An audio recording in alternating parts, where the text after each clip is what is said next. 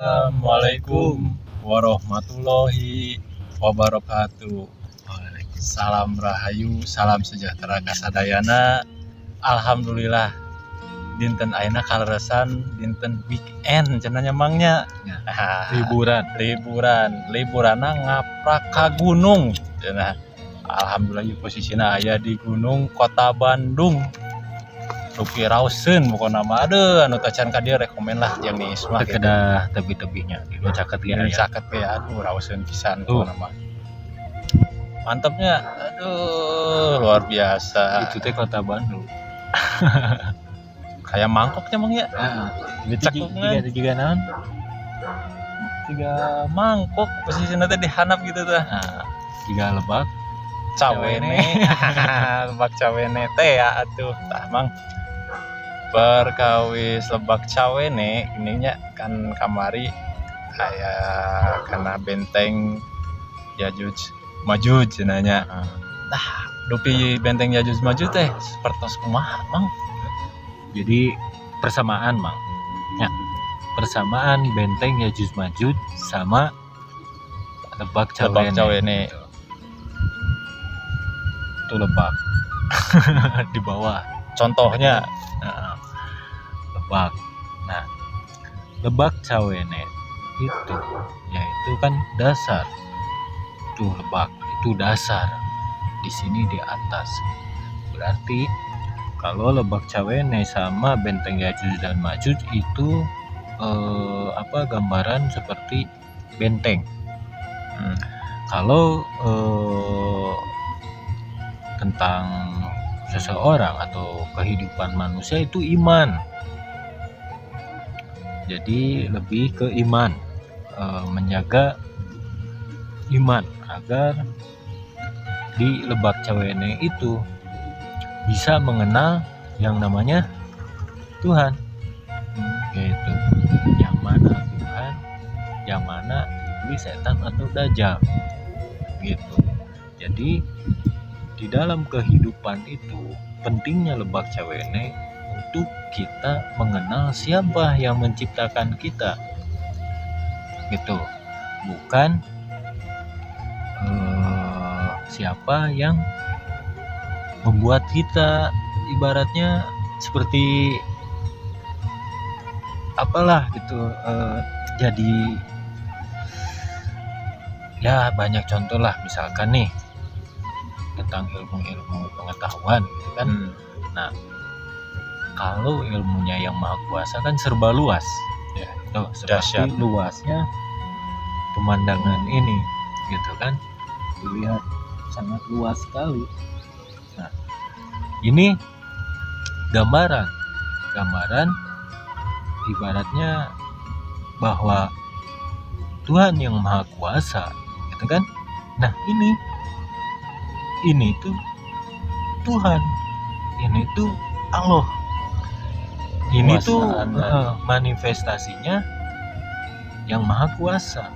Jadi ketika kita melihat keindahan alam seperti ini, kita harus menyukurinya.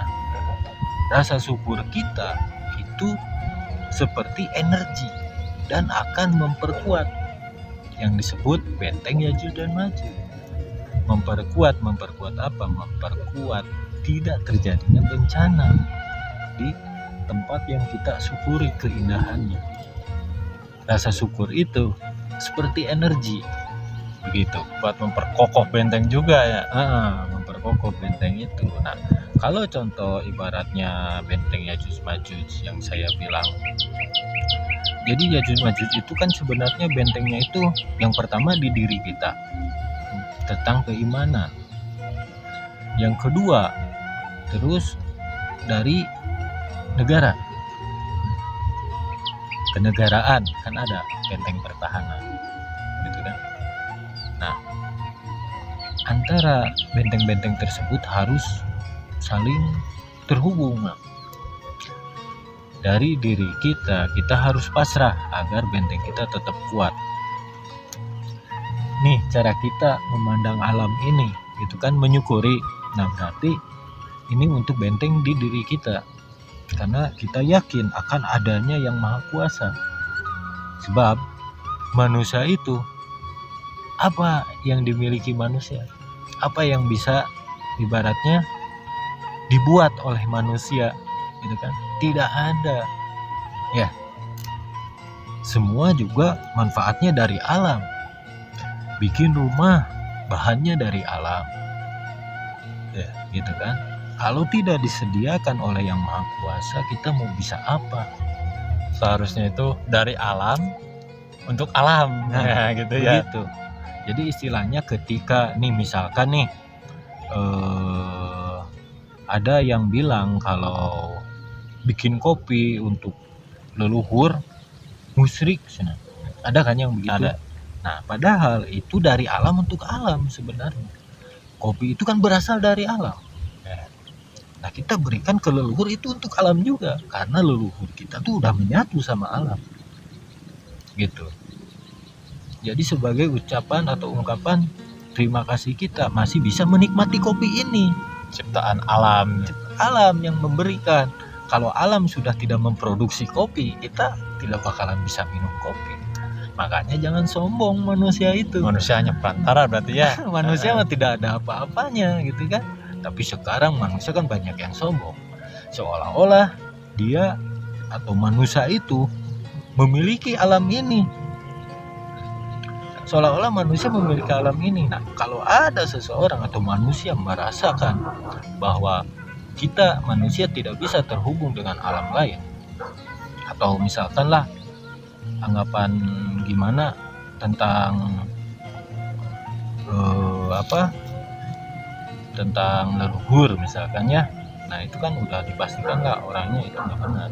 Karena kalau orang tidak percaya sama leluhurnya, berarti dia hidup sendiri ya, ibaratnya lahir sendiri, tidak memiliki keturunan, jadi kejelik we aya gitu kan. Kalau percaya sama leluhur itu ada sebelum dia ada. Leluhurnya kan ada Terus generasi terus-terusan ya. Tapi kalau dia nggak percaya sama leluhur, dia juga nggak percaya sama yang maha kuasa dong. Gitu kan ya, bisa dibilang seperti itu. Jadi intinya benteng Yajuj dan Majuj itu keyakinan dalam diri kita tentang ketuhanan kita harus kuat. Iman itu bentengnya untuk bisa menahan Yajuj dan Majuj ini yang ada di dalam diri kita, agar kita tidak seperti orang-orang yang contohlah mempoekeun mah yang gelap mata gitu ya, yang sudah tidak bisa berpikir dengan jernih seperti begal, perampok, koruptor gitu kan, sudah merugikan orang lain dan mencelakai orang lain. Nah itu yang benteng Yajuj Majuj dalam dirinya sudah rusak. Jadi sudah ibaratnya tidak mau, ibaratnya sudah mementingkan dirinya sendiri. Karena Yajuj Majuj kan begitu sifatnya. Sifat Yajuj Majuj itu kan perusak. Ya, nah pentingnya Lebak Cawene yaitu untuk kita mengimani, cara kita belajar agama, cara kita belajar ketuhanan itu dari Lebak Cawene ini, dasar fondasi ini. Dan kita tahu siapa itu Tuhan, siapa yang menciptakan kita, dan siapa yang menciptakan alam semesta ini. Begitu indahnya. Itu rasa syukur ya. Berarti untuk Lebak Cawene sendiri difilosofikan, makanya untuk becangon di bawah pohon, ambil itu ke situ ya, ilmunya. Jadi, ngambil ilmu-ilmunya yang maha kuasa, yang dianggap orang lain sudah tidak berlaku lah ibaratnya ilmu leluhur itu.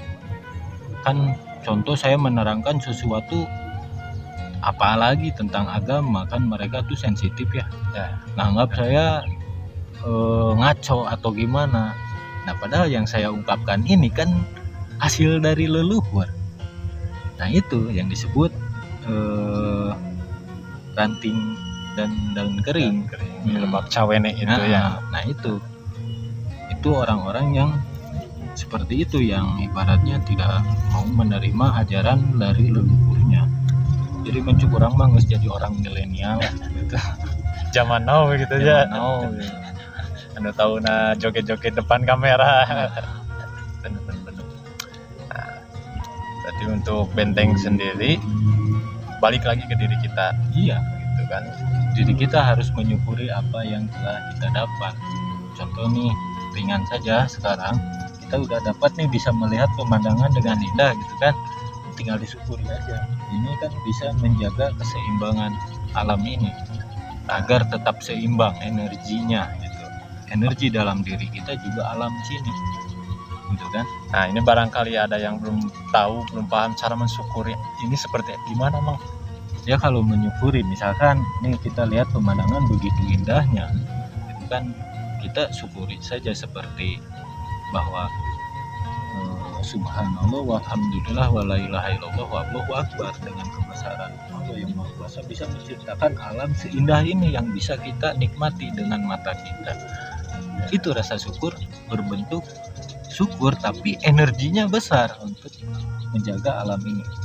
Kadang kan orang cuman tahu bersyukur itu hanya sekedar alhamdulillah gitu kan, cuman itu aja. Enggak, jadi rasa syukur itu harus dibarengi dengan menikmatinya gitu. Itu rasa syukur.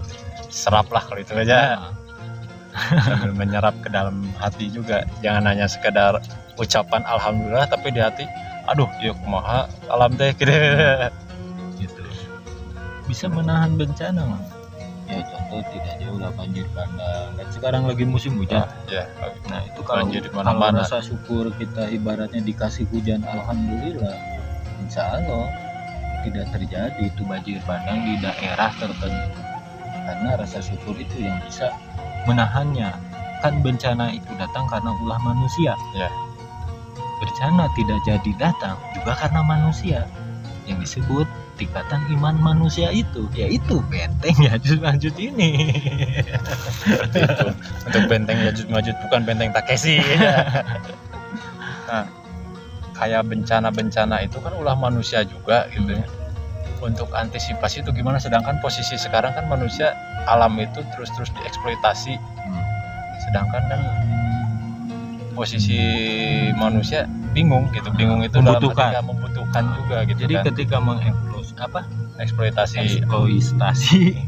itu ya tetap ibaratnya setidaknya kita kan harus isi, meskipun nih tanah ini miliknya, kita mau pakai misalkan pepohonannya atau kayu atau apa gitu kan, kita itu ditanam di pohonnya di tanahnya, tetap kita sebelum menebang atau gimana kita harus izin, karena tanah ini secara duniawi milik kita misalkan, tapi kan akhiratnya yang Maha Kuasa, yang Maha memiliki gitu kan. Kita hanya dititipin untuk mengelola. Nah cara mengelolanya itu ya kita tidak jauh dengan yang Maha punya, tetap izin dulu, bukan izin ke ibaratnya Pemilik tanah.